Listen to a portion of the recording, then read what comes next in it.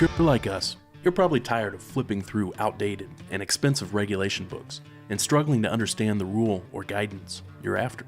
eRigs is the first web and mobile app version of the Federal Motor Carrier Safety Regulations, helping fleets of all types and sizes better access and understand their regulatory obligations.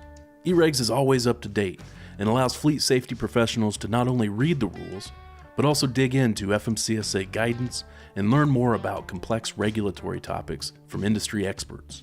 Highlight, bookmark, and take detailed notes right from the app and access them on any of your devices. And easily share a digital version of the regulations with your drivers so that they too can better understand the rules. eRigs was developed by safety professionals for safety professionals. Try it out for free at erigs.app.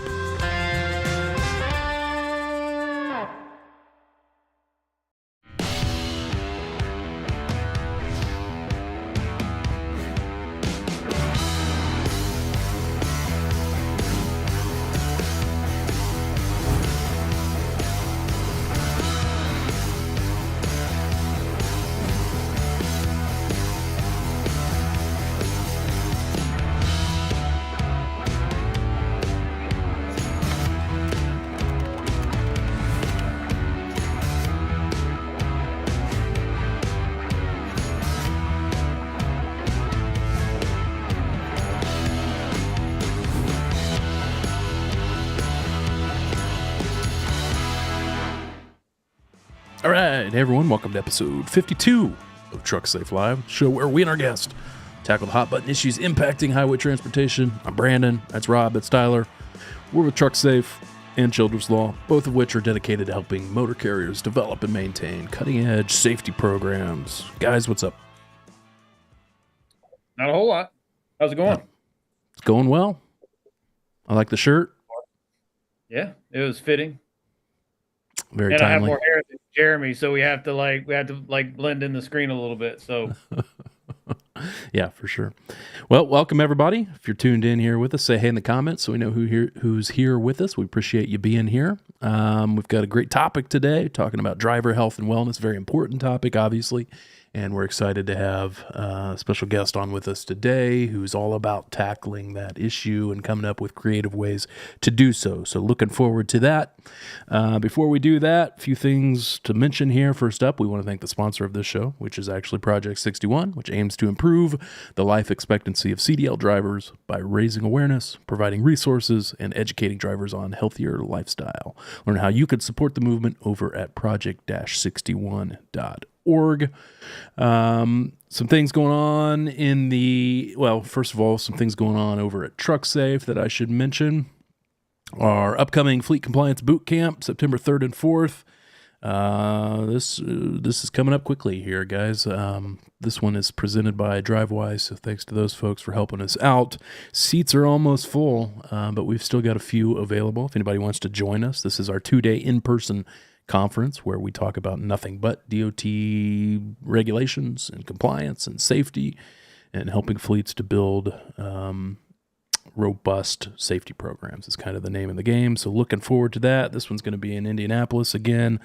Last year we had about 80 or so, kind of expecting the same number or maybe a few more at this one. So we hope to see you there. Trucksafebootcamp.com is where you'll find the details.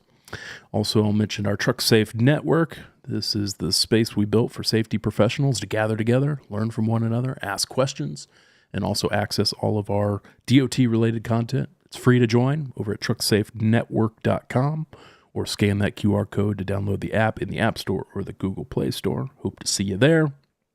Last thing I'll mention about Trucksafe is our newsletter. If you need a resource for breaking regulatory news or in-depth analysis on safety regulations, that type of stuff, I'd encourage you to subscribe to our newsletter, trucksafe.com/subscribe. Try not to spam you. Send out, hopefully, relevant information, what I think is relevant information. But yeah, would love to have you do that as well. Did I miss anything, guys? I think you covered it. All right, you guys looking forward to the boot camp? Oh, yeah. Yeah. I went last year, just as an, attendee, and it was excellent. It really was. And that was not being a part of it. So encourage anybody that's interested. Definitely worthwhile. And now we forced you to be part of it. So thanks for that. All right. A couple things going on in the industry before we move to today's topic. We'll get you guys' take on these things. First thing that I saw come through over the last couple weeks. This is not a surprise. We saw this coming. Actually, we've seen this coming for many years, really. But FMCSA and NHTSA filed a notice to formally withdraw their proposed speed limiter mandate. So anybody who's familiar with this will know that this goes back to 2016. And this was the much derided speed limiter rulemaking, that it was a joint rulemaking between FMCSA and NHTSA. Got a lot of comments. I think the notice that just came out said that they had received over 15,000 comments in the docket for that proposal, most of them negative. And so Secretary of Transportation Sean Duffy had already announced a few weeks back that this was the plan, that they were going to can this effort. And so they officially did that by publishing a notice last week or so. And so that is going away, at least for now, under this administration. We'll have to see if it gets resurrected in the future, but that's where we are at currently. So this is no longer going to be a mandatory thing for heavy trucks. Certainly, a lot of fleets in the country voluntarily use them and turn them on, but not going to be a regulatory requirement. Thoughts on that, guys? I mean, from a driver perspective, I think it's good. I mean, 'cause there's a lot of places where you need to be able to control your speed. And anytime you're taking control away from drivers who know how to drive trucks, that can be a bad thing. So I think if you have those populations, like the driver persona has changed a lot since let's just say 1970s. We don't have the same drivers now that we had then. So you have enough technology in place now outside of speed limiter mandates where you can monitor your drivers that need to be monitored if you need to monitor them. Yeah. I think you already have it in place. If you want to voluntarily do it, go for it. The fleets that do voluntarily do it, what's your impression of their motivation for doing it? Is it primarily to minimize their risk, or is it to accomplish the other things that I've heard is a benefit of speed limiters, which is like improved fuel mileage and I think it's split. I think you've got, I mean, every dollar counts, right? Because margins in trucking, I don't think people realize how low they are. If you've ever owned a trucking company, you might see as a driver that, hey, the carrier I work for might make $6,000 to $10,000 a week per truck. That's just an amazing amount of money, right? But it's really a cash flow intensive industry. And when you're in margins that might be at this point maybe less than 20%, every dollar counts. So I think part of it is that. Part of it's the exposure point. When I would do it and we used Motive to implement monitoring speed, it was from an exposure standpoint. We could actually see our drivers, let's say in Arizona, that would run from Phoenix to Tucson and back and forth. I mean, they were wide open desert. So we were seeing more exposure there and more crashes there. So we toned them down, and then we just kept monitoring it until we stomped it out. But I think it's split. I think it's an important point that most carriers are still going to have ways to control speeding. It's not like this is taking away all of your resources to be able to get control of it. It is still something we need to get control of, because speeding is routinely at the top of the list of the most commonly cited violations roadside and also in highway accident litigation. Tyler, I know we've seen it come up in a lot of cases that end up with these multi-million-dollar jury verdicts. So yeah, and speed kills, right? I mean, the faster something's going, the worse the accident could be. I think one of the comments that I saw, and there were a number of them, but the general sentiment that, hey, limiting the speed of some of these trucks, it doesn't necessarily equate to safety, because I mean, if anybody who's driving on the interstates these days, I mean, look, cars are going 80 plus, and to have, a truck, limited to, could be 60, 65, I'm not sure. And I know that's just kind of based on, me being on the road. I'm not sure if that makes things safer. Yeah. Right. Yeah. I mean, that was a very common complaint. That was something that it just kind of stuck out to me. I was like, yeah, that kind of makes sense. Yeah, for sure. So anyway, you're still stuck in California is still stuck at 55. So it's like, is it? It is. That's their state minimum or maximum? It is. It's annoying too. Okay. Well, another reason not to go to California. All right. A couple other things here real quickly. Let's see. I saw this come through too. This was big news within the last couple of weeks here. So this has to do with the debacle that was the planned changes to the way that we handle CDL medical certifications for CDL drivers. So effective June 23rd of 2025, the process was supposed to change pretty dramatically from what we had gotten used to for the past decade, whereby CDL drivers get paper med cards and then have to take those to their state licensing agency to get associated with their license. That was supposed to move to a fully electronic process June 23rd, where they would still go get the physical examinations, but then they would, then the medical examiner would electronically upload the results of that to the National Registry of Medical Examiners, and then the registry would send it to the appropriate state licensing agency, taking out that middle process where the drivers had to physically take their cards to the state licensing agency. And it didn't go well, which was not that surprising. I think we kind of all anticipated that was going to be a problem because it relies on, the medical examiners' IT systems talking with the National Registry and the National Registry talking with the state licensing agencies. And it was just pretty much a disaster. It ended up with, I think, 14 states not being ready, not able to even accept the electronic transmissions, even though they had a decade to prepare for it. And then several hundreds of medical examiners not even knowing that they were supposed to be doing that. So they were still issuing physical med cards. So all that is to say, what I was just showing on the screen, FMCSA had to come out and issue a temporary waiver, and it's valid through October 12th of this year, 2025. And essentially they're saying, hey, if you're still following that old process with the physical med cards, you carrier or driver, CDL driver, if you're still following that process, we're not going to take enforcement action against you. Thank goodness, because, obviously nothing that the carriers and the drivers could do. This is a problem with the medical examiners and the licensing agencies. So eventually we were going to get to a point where that is a fully electronic process for CDL drivers. We're not quite there yet, though. So, did you guys experience any of that? Do you think that's enough time? I mean, October is coming up. I mean, it seems like, you're right. It's been a complete disaster. That doesn't seem like a long enough extension. I mean, the writing's been on the wall for 10 years. And if they couldn't get it done in 10 years, what makes us think that they're going to get it done in 2 more months here? So I'm not going to hold my breath on that. But yeah, I think it makes sense to have that type of process, assuming you can get all the IT systems to talk with one another. But apparently that's too much to ask. So Rob, when's your med card up?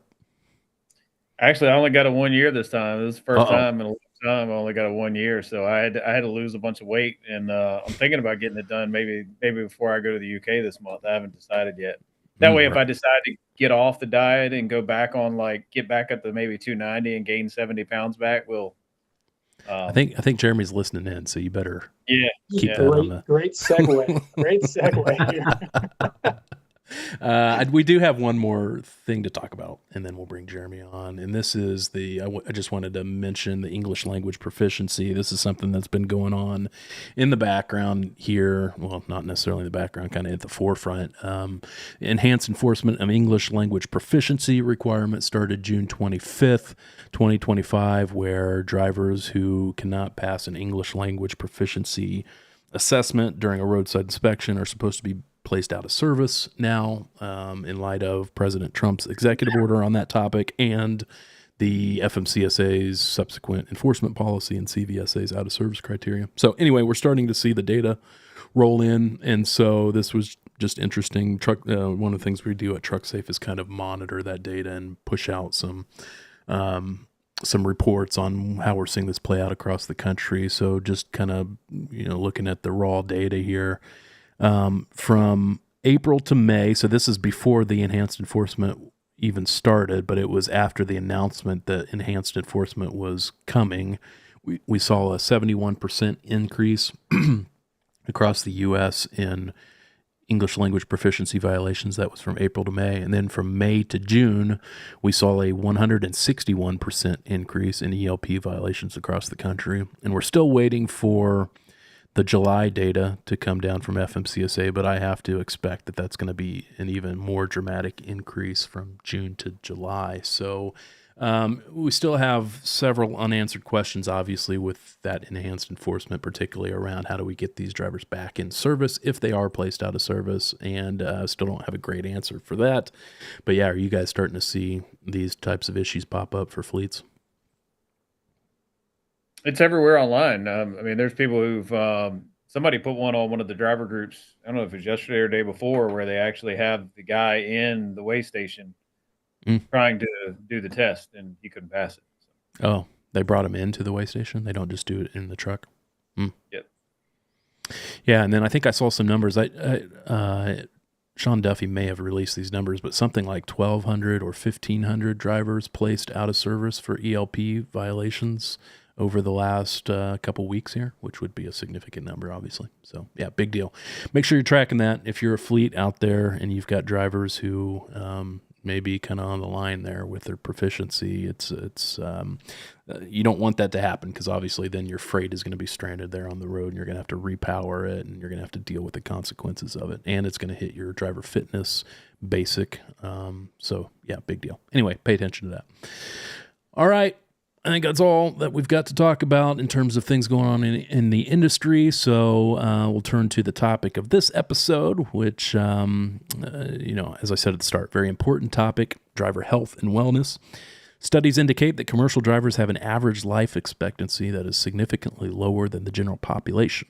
70% of drivers are obese, which is more than 2 times the average adult worker. Drivers also have 2 times the rate of heart disease, depression, and diabetes. Obviously, major issue here for our industry, and one that hasn't necessarily been in the spotlight all that much until recently. So we're excited to welcome to the show today our good friend and founder of Project 61, which is aimed at tackling this crisis, Mr. Jeremy Reymer. Jeremy, what's up? Hey, be here. Good to see there? you guys. Summer. Good to see you. You're slightly frozen, but that's okay. Oh. Hopefully it's a good face. Can you hear me okay? You're smiling. We can hear you. Yeah. Okay. You'll come back at some point and we'll move on. But Anyway, how's it going?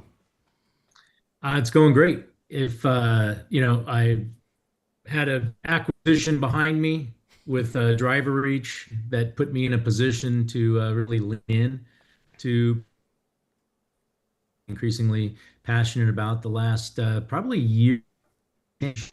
And so I'm excited. And then obviously a recent announcement where Project 61 acquired Offshift, only a couple driver specific, trucking specific focused digital health companies, mobile app. So I'm excited about that because and we've been doing a good job raising awareness from an industry issue and epidemic standpoint. You can't really address this issue without leveraging technology if you really intend to move the needle in at scale. And so that was sort of the marriage between Project 61 and Offshift, and being able to leverage their technology to continue to build that out and bring that to the industry and make it available for free. Because again, you got to make it easy and accessible, and then you got to make it right to build a community around it, and those things are really important. I'm very, very happy and pleased with the amount of support. And I think we lost Jeremy. Yeah, everybody's fired up. Well, I think we caught most of that. I think we lost you there towards the end, and you're kind of coming back now.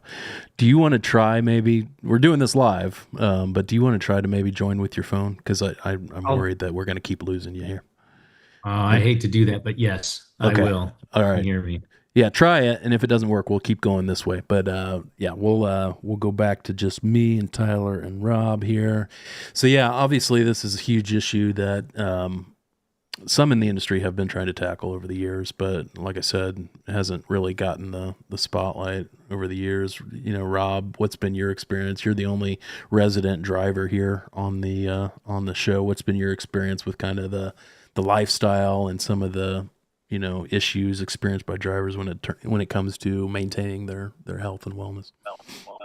Well, I think it's all over the place. Like I've worked with Mark and Jeremy on this, but I think some of it, I think it's multifaceted. I think some of it's an educational perspective. Like nobody taught me that there was 1,200 calories in a ribeye. Like that's half your daily calories, right? Like, and I'm not saying a ribeye is bad. I'm just saying that you don't actually consider in most cases going down the road, what am I going to eat next and how many calories does it have? Generally, it's like I've got X amount of hours to drive. I've got to be here. This is like high pressure, all consuming. When I get stopped, I just want to get stopped and I want to be done and I want to get in my shower, fuel my truck, and I want to be done. Yeah. And call who I want to call, get on my laptop, whatever I'm going to do. Fitness is not like the first thing that you think of. What you're going to eat is not how healthy can I eat. That's not a consideration. Yeah. So a lot of it's the education piece, and then on what you're eating, what you should eat, and then there's a piece of education on what to do to actually lose the weight that you've gained in terms of exercise. Like I think some of it's the analysis paralysis thing. It's like, I mean, you got to go back to PE and kindergarten and think about like, hey, what exercises did we do? Because most of us aren't exercisers, truck drivers. Yeah. Yeah. And Makes it then rough. some of it's a comfort thing, like a suffering thing. You don't want to have to do the running and the walking and the exercising. It's just like, hey, I like biscuits and gravy. It makes me feel good. I'm high stressed, so that's my thing. Who doesn't And like biscuits and gravy, really?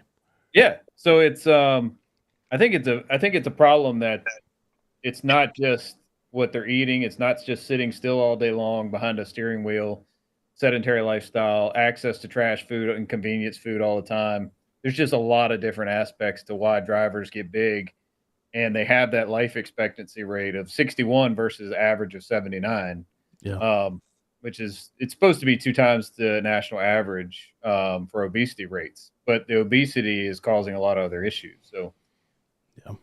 Jeremy, are Well, you we're back? Are you able to hear me? We can hear you. Yeah. You Does don't that see me though. We don't see you. Does that thing have a camera on it? I do, and I don't know why it's not showing. Man, I feel bad. By the way, did I tell you I actually am a technologist?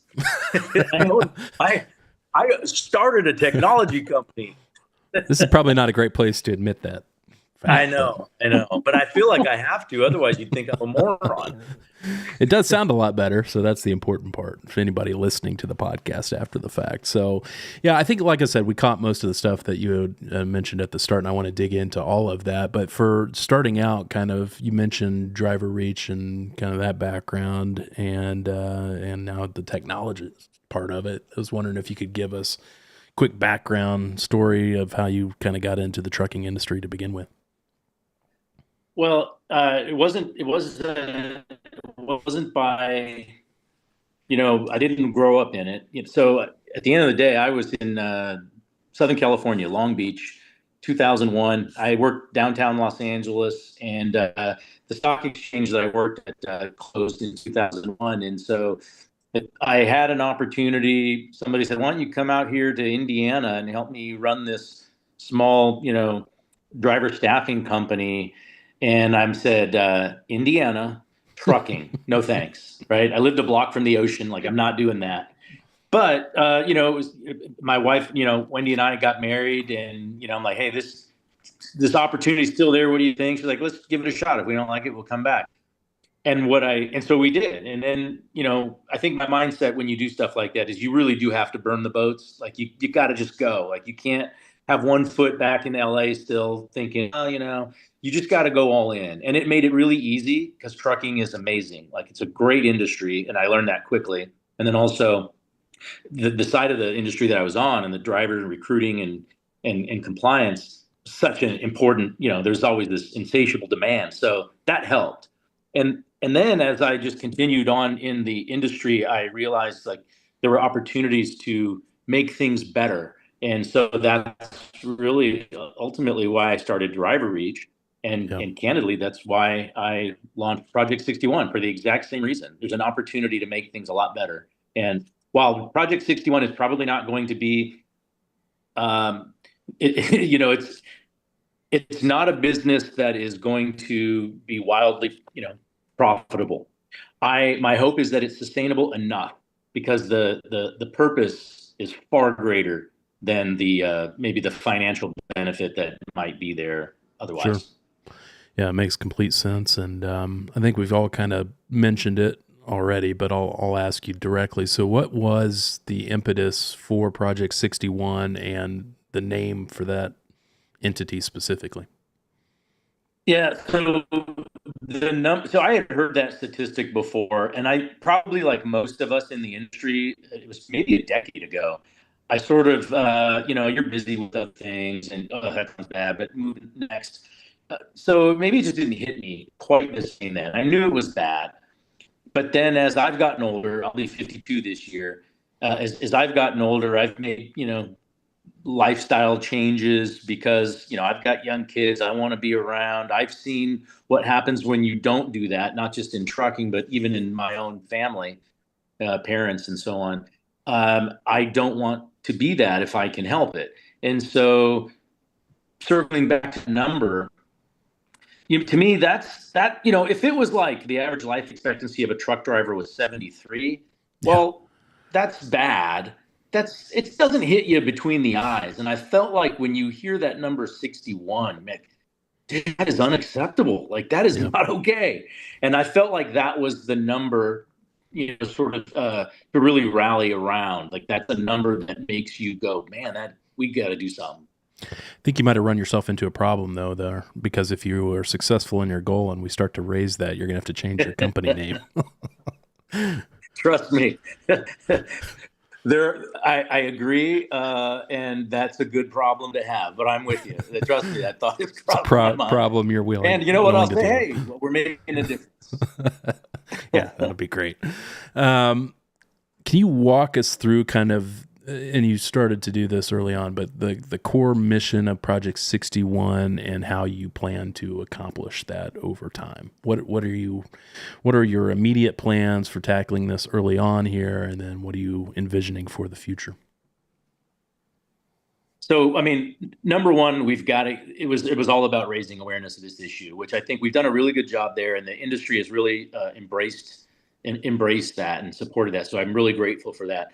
But I knew even when I sold Driver Reach, I started looking into building some technology for Project 61 because I knew, if you recall, late last year, November, December, Project 61 did a 61-day step challenge. It was November 1st through the end of the year.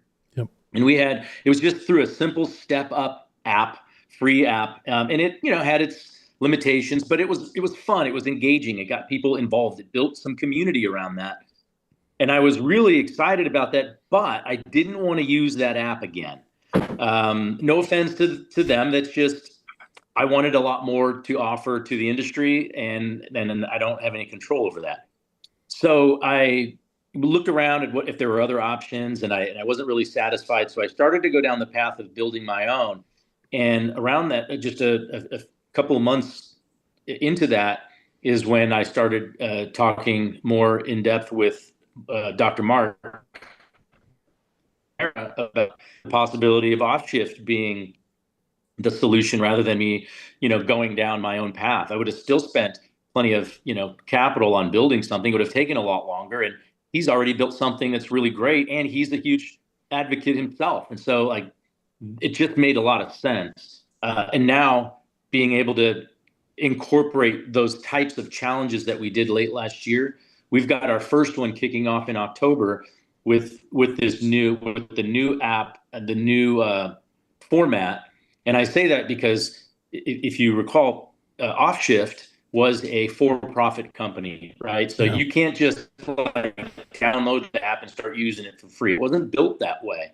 But that's the tweak that we're making right now. Literally, as we speak, we've got engineering teams making that so that come hopefully no later than September 1st, it'll be accessible for download for everybody, and it'll give you daily challenges, weekly, nutritional goals and challenges, but also you're building a community. You're in the Project 61 group, but then as a carrier, for example, you can build your own group with just your drivers, and there's challenges on a monthly basis. But those are, to me, like getting people and drivers in the app and just accustomed to making little small baby step changes are what can help trigger that long-term lifestyle changes. Yeah, makes complete sense. For those who may not have been familiar with Dr. Mark or Off Shift to begin with, we've had Mark on our show in the past. If anybody wants to go back and watch that, I don't know the number off the top of my head, but if you search for Mark Manera in our podcast, you'll find it. But for those who aren't familiar with him, if you want to give his background, I assume you know it, but we tried to get him on the show, but the calendar, the scheduling didn't work out that well. Yeah. So Dr. Mark, he's a doctor of physical therapy. He was doing some work with drivers from a physical therapy standpoint, and recognized like, wow, well, he was with a lot of different people, but a lot of them were drivers. And he noticed like, there's a pattern here. This isn't good. This is sadly maybe the most unhealthy lot of a major demographic, important job in America, right? Like this is probably the most unhealthy one. And he set out to start trying to do something about it. And he really immersed himself in trucking. He became a trucker, right? Not, he didn't go get a CDL, but he's all in on the industry, for about 5 years. And early into that time of his, that's when he and I met, probably around 2021. And we've just been close ever since. Followed each other, tried to do things together. Certainly, as I became more focused on this mission, he became, a much stronger ally. As are so many others that have been in this space for years, right? Bob Perry, he is like the Jack LaLanne, of trucking. For those who know Jack LaLanne. Bob's great. Like he's a heart of gold. He cares a ton. He is somebody that I always think about when I thought about this as an industry issue. But we just weren't making any progress. And that's not a knock on Bob. That's because it's too big of a problem for one person. Yeah. We need everybody to come together and understand that the environment that drivers operate in on a day-to-day basis is not conducive to health. So we have to be really intentional. I don't want to encourage them to get another job, but at the end of the day, their life is far more important than being a truck driver. So how do we reconcile that so that they can be a truck driver? Because they love doing their job. I mean, most people that you talk to that are truck drivers, they love what they do. And I'm so grateful for that. We just need to help them live a much longer, happier life. Why do you think the trucking industry specifically has lagged so long in terms of prioritizing driver health and wellness? Because, I think just kind of looking around and broadly speaking, health and wellness among the general population has been kind of in the spotlight over the past, I don't know, probably a decade at this point, but it doesn't seem to be the case in trucking specifically. Why do you think that is? Why is it lagging? Well, for one, you're right. I mean, it's been in the spotlight and I mean, honestly, like in America, I think we spend more on health and wellness and we spend more on gym memberships than anywhere in the world, like probably by a lot. And we're the most unhealthy country in the world. And so I say that both to at the 30,000 foot view, a lot of the problem is America and America's diet. But now let's just focus on trucking. And I think Rob made a really good comment earlier about the margins in trucking. They're very, very tight, right? Fleets and carriers will invest in their equipment as they should, right? And while the driver is their most valuable asset, it's not the same thing, right? The driver has free will. You can't force something on, the driver if they don't want to eat more vegetables. You can't make them do that. No preventative maintenance. Right. But that's exactly what it is, right? It's preventative maintenance. But you certainly you hope that they would, be more embrace more like encouraging that sort of behavior, supporting that behavior. But turnover is so high. I mean, honestly, when you talk to carriers, usually they'll say, "Hey, we're really interested in doing this sort of thing," but like the drivers that are here today are not even going to be the same people in a year from now. Yeah. And so but that's this attitude of like, well, why invest in them? They're not going to stay put. But it kind of reminds me of that. You've heard this before, where it's like, what happens if I invest in my people and they leave? You're like, well, what if you don't invest in them and they stay? Yeah, right. That's exactly what's happening. Yeah.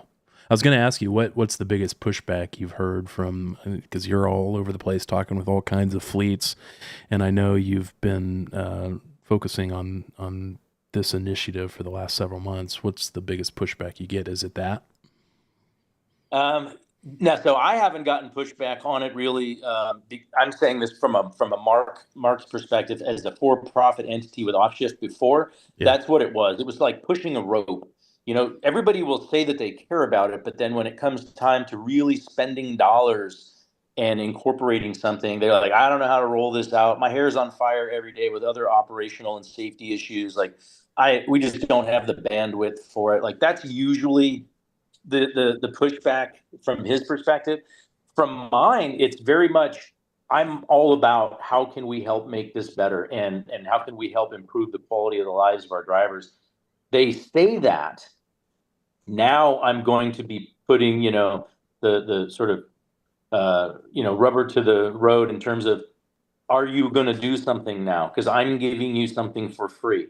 Let's do this, and I am confident, really confident in the level of support and the growth and impact that we're going to see. So to your point earlier about Project, 67, where we're going to have to change the name. Okay, that's awesome. So be it. Yeah, that's a win. And it's not. I'm not saying that because it's a win for me. It's a win for the families of the drivers who are going to improve the quality of their life. Yeah, that's great. It's also a win for all the corporate attorneys that are going to have to make all the filings for you to change your name. Right. Can I tell you, I got an email. So shortly after the launch, I got an email from a driver, and this is 10:45 in the morning on Saturday, this past weekend, and it says, I'm a truck driver, OTR, and my health is going downhill and fast. Please help. You have no idea what, it tears immediately to my eyes when I read this. I was sitting outside on the deck, read it to my wife, and I immediately got a hold of Mark. He got this email as well. And I said, let's get in touch with him right away. Let's get this driver set up with a coach. It's on us. Like, let's just do it because that's what you do. And we've gotten a number of these types of emails, but this one, you have a guy raising his hand. If you're going to raise your hand, then you're going to get help. That's how it needs to be. So I want a lot of hand raisers. That's what I'm hoping.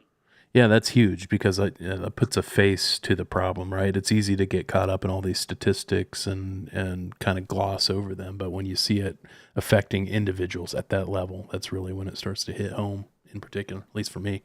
I was going to ask you about how others can team up with you and get involved. And I know one thing that you've got going recently is the Trucker Health Pledge, and it's something that we at Trucksafe just signed, and I wanted to ask you about that, and maybe you could tell folks about that and what they can do to participate in that. Yeah, thanks for bringing that up. It's if you go to project-61.org/pledge, the Trucker Health Pledge that you've got showing there, it's something that anybody I talk to for the last year and a half in the industry is like, oh my gosh, this is great. I'm so excited about this. I'm behind you. Like, how can we help? This is it. This is just basically asking people in the industry, drivers, non-drivers, doesn't matter. This is just, an affirmation that they care about this problem and they want to they support the effort to make a difference. That's it. It's that simple. There's no catch. There's no and now just give me your credit card number and the little, expiration date and other little code and we're good. I mean, that may come later. It's okay. But the reality is now, not only does it, show you that the industry that you support this cause, but as importantly, you're also in our database. I can communicate with you as like some of the things that we're talking about today, come September, come October, our first challenge, those sorts of things. I'm able to communicate with everybody about the direction that Project 61 is going, the inroads that we're making with some of the truck stop operators on better food options and things that we can uh, be behind and really promote and endorse. So yeah, from that standpoint, it's getting in the inner circle so I can keep you in the loop. Seems like the word's really getting out because everywhere I go on social media, I see that pledge. So it looks like you're getting some good traction with that. So that's awesome. Yeah, yeah. It's an easy thing to support. I mean, honestly, I mean, I'm grateful. I'm grateful that it is so important to people. I wish it weren't the case. I would much rather be passionate about something else that like isn't like costing people's lives and livelihoods. Yeah. But it needs help. It needs to be addressed. I'm just glad that you've got Rob here. I see with the Project 61 T-shirt. Yeah. How'd Rob get a T-shirt and the rest of us didn't? That's what I want to know. Well, and the worst part is you're local. He's like, yeah, I live down miles away. Yeah, Tyler and I live right down the street from you. All right. Funny. Well, that's my call to action. Duly noted. Let's wait until I can fit into a smaller one, though. I'm going to participate in this, and then we'll get the Brandon, I'm telling you, I did the challenge last fall. It got me to the gym a lot more. I mean, I was tracking my steps. I was doing it. I was doing it too, but then I would see all these other people like running marathons and see their step count, and I would just feel sorry for myself. So yeah, I saw you towards the bottom. Yeah, that's where I live. You can do better. Yeah, frustrating. No, I thought it was great. It was kind of a lot of fun. Track. There's a ton of people you don't know, and I'm sure how Jeremy. It sounds like how you can set it up. I mean, I'm sure fleets can compete with each other, internally, which sounds, a lot of people are kind of competitive, and it for me, it was just kind of like, hey, can I beat some people I know, even if I'm not, texting them and talking smack about it. But it was a lot of fun and got me moving more. It really did. Yeah, it's engaging. It was engaging, and that's the thing. And now, like, as much as steps are important, movement is important. It's good for your health. Some of the bigger issues in the industry and in America are obesity and diabetes and these other metabolic issues, and nutrition is such a critical component there. And that, if I had to choose and say just get one thing, it's change what you are consuming and stop consuming some of the things that you're consuming today if they're not real food. Right? If it's not real whole food, like that a human is supposed to eat, that you have evolved hundreds of thousands of years to be able to eat this food, but instead you eat this processed food that 50 years wasn't even in existence. It's important to eat real human food, mostly plants, mostly. Just if you get into the habit of eating more vegetables, fruit, leaves, stuff like that on a consistent basis, and then just don't need to eat so much. Can you talk a little bit about the challenge of that? I mean, you had kind of briefly touched on it, food available, or different strategies for drivers to be able to, readily obtain those types of foods. And my other, kind of question or thought on it is stress eating, and quite frankly, driving is a stressful job. Yeah. So can you talk a little bit about that? Yeah, well, so a few things. There's, you have macronutrients, micronutrients. Macro being, protein, carbohydrates, fats. Like, you need protein. Obviously, like protein is the building blocks of our existence, but it's not the energy provider that carbs or fats are. And I'm talking natural, carbs, carbohydrates, things that are in almost most of the food that you eat, certainly in fruit, in vegetables, in whole grains and stuff like that. Problem is, a lot of times we eat refined carbs, where we've taken the carb, the what am I trying to say? The grain, for example, and we've stripped it of all its nutrients, but we've made it in such a way that it's you get all of the sugar and glucose from it, but you're not getting the other nutrients that you stripped away, and it goes straight to your blood. And when you, and not to get into too deep into what happens to your body when you do that too much, and you get insulin resistance, the next thing you know, you've got diabetes. Is if you focus more on protein, focus more on natural whole foods, you're going to be better satiated, right? So you're not hungry, because I can go through a thing of Pringles. I mean, who can't eat a sleeve of Pringles, right? While you're driving, especially, you can knock that whole thing down. That's horrible, horrible food. It's not food. It's edible processed substance. You know what I mean? That's it. So from that standpoint, in the app, and some of the things that we're in the process of incorporating, I've shared with some of you before. There's an app that I have followed religiously for the last few years in terms of tracking the like I'm checking boxes, right? Like a certain number of servings of beans, greens, vegetables, fruit, whole grains, stuff like that. That has helped me, helped shape the way I think about what I'm eating and what I'm not eating. And so there's going to be an element of that incorporated into the app. And some of the challenges are really simple steps, like every morning, what is the first thing you do? A lot of times I go get a cup of coffee, which is okay, but it would be better if you had a 12 to 30 ounce cup of water, right? I mean, you want to hydrate with water first. If you can kickstart your day there, kickstart your metabolism. Coffee is great for you, as long as you're not putting a bunch of sugar and cream or other sort of stuff in it.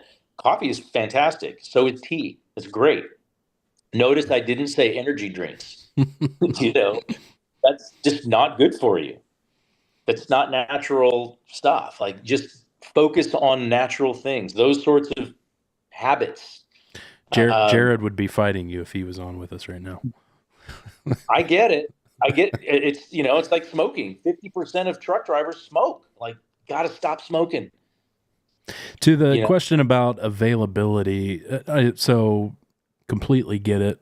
Eating real food, that turns out to be hard enough for non-drivers in terms of access to it and that type of thing. But what about drivers who are out on the roads and, their primary source of food is at gas stations and fast food and stuff like that? I mean, do you have any thoughts on how we get control of that issue? And do you foresee Project 61 getting involved in that aspect of the issue in the future? Yeah, no, it has to be. Well, first of all, we are in charge of our own health, right? Individually, I'm responsible for my health, not boss, not anyone else. It's me. So I have to take control. I have to be intentional. That's probably the most operative word I could say here is you've got to be intentional. And look, I'm not discounting how hard it is, but if I'm going out on Sunday and I'm going to be gone through Friday night or Saturday morning, I know that when I leave, I need to have a refrigerator full of healthy food options. Now, some of those things, and everything's going to last for the week that I'm gone. And that's going to need to be that's my stash, right? Now, when I go to a truck stop, if they have healthy food choices, then I might eat that and reserve stash for when that isn't available. Uh-oh, we lost him completely. I was going to ask you, Rob, you're still out there driving occasionally, not all that often, but occasionally you are driving. What are you finding in terms of... Right, try that again. Yeah, we got you back, Jeremy. I was asking Rob his thoughts on, when he's out there driving still occasionally, on access to good foods like this. I actually, anecdotally, this is the first experience I've had like this. Jared and I were driving home from meeting with a client up in Detroit the other day, and we stopped at a gas station to get gas, and in that gas station they had like a fresh market, which was the first time I've ever seen that, with like fresh vegetables and stuff. Rob, are you starting to see more and more of those types of things pop up, or no? I mean, you're seeing it. I mean, I think they've always had it. Like if you're going to a Love's and you're going to check out, a lot of times there's a basket there with bananas and apples. It's just I think a lot of it is, I think you might say it's psychological, but I think there's two parts to it. I think some of it's emotional, some of it is psychological, and I think they go hand in hand. And it's kind of it's an addiction for a lot of people. Eating has become an addiction for like me included. Like my whole family has had substance abuse addiction issues, right? I haven't decided to go down the heroin route yet, but for me, it's food, right? I love to eat. Like that's always been my thing. So if I've got if I've got a month, that's exceptional. Like I don't have anything on my mind. There's nothing really pressing, which is very seldom. Um, I'm not going and like just eating 10,000 calories a day. But I can tell you, in a bad month, it's just like a typical heroin addict. You're not going for the heroin dealer, but you're going to get all the trash that you can get, and you'll eat as much of it like you're a bottomless pit. So some of it's that, and I think a lot of these drugs that come out, like Zepbound or Ozempic, these target pleasure chemicals in your brain to say, I don't want that. It's not that you don't want it anymore, that you're not addicted to it anymore. It's just it's turned off that signal in your brain that's seeking the pleasure that you get from eating the food. So you see these people that lose massive amounts of weight on these things, and then they go off of it, and then their addiction comes right back because the chemical is coming back to say, hey, I need that food to satisfy the emotional, psychological element of whatever issue that I can't control on my own without heroin or food or whatever your choice of vice is. But I think that's a big part of it. So when you get to that counter and you've got the basket of bananas and you've got the basket of apples, which is also extremely expensive because they mark it up so much because no one eats it. It usually rots because you have the decision of eating the McDonald's, which is right next door to checkout, or whatever other fast food place they have, or you have all the other candies and cigarettes behind there and all the other vices that you can choose from. And those are all more enjoyable than the banana or the apple, right? So you got to be able to overcome the willpower aspect of not only knowing what to eat and eating intentional, like Jeremy said, but actually deciding on making the good decision of not necessarily getting what you want, but getting what you should need. Yeah. And when you do that, your body will tell you, like after a while, I don't know how long it was for me. I'd say within a month though, Yeah. like a banana was delicious. It was sweet. It tasted, I mean, my taste buds changed. And because I started eating consistently healthy, like when I would see spinach or some other like, just healthy at a buffet or something, I get excited. It was weird. I don't know what was happening. It was just my body saying, yes, I want that. Yes, that's good stuff. Give me that.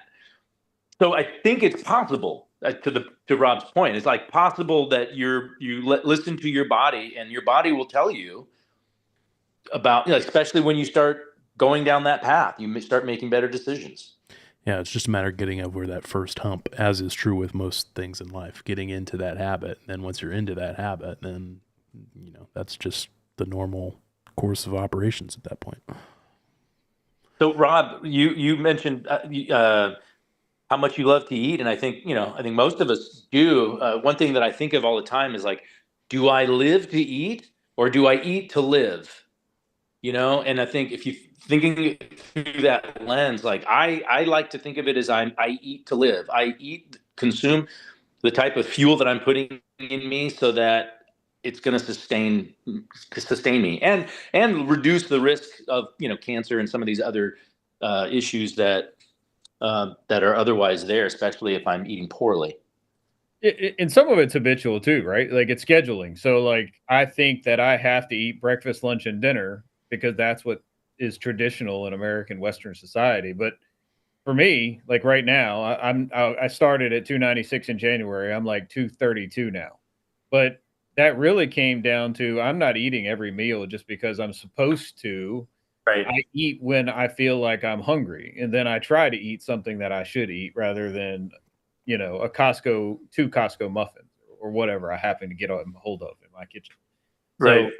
So, and some of it's like you said, you got to stock, and truck drivers can stock the refrigerator. And a lot of truck drivers are cooking now versus what they used to just go and grab whatever was convenient. So I think the more you have to prepare it, the better it is. The more you have to grab it and eat it, probably the less good. Yeah. Yeah. I totally agree. All right. Well, we're about out of time here. I wanted to, last thing here to wrap things up, Jeremy, ask you where folks can find out more. You've already mentioned the website, but if you want to mention that again, or what you recommend they do to get, involved with the project, and where can they find you? Yeah. Where can they find out more?